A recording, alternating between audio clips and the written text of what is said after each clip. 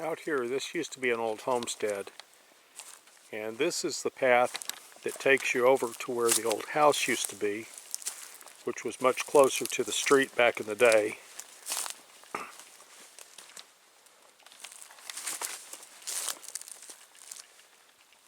This path back inside here was just opened up recently. The purpose of this path is to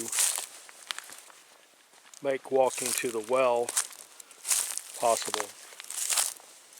This is one of those wells that I believe I discussed earlier, where in order to dig the thing, they find the smallest guys, they lower them with a rope.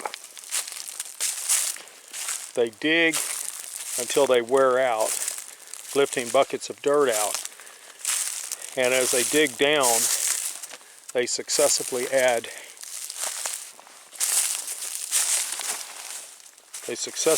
concrete on top of the pre-placed concrete rings or culverts, and they dig down until they strike water.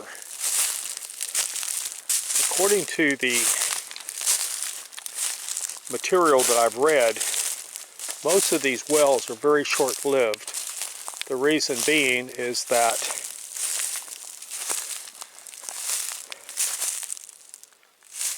they only dig down till they hit the water, because it's very hard for them to dig when they're underwater. But here's the well right here.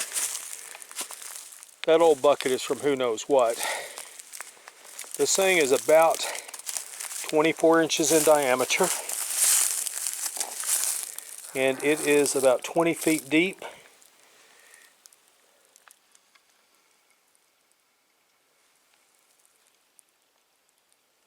If I had a mirror, I might be able to get some sunlight down there.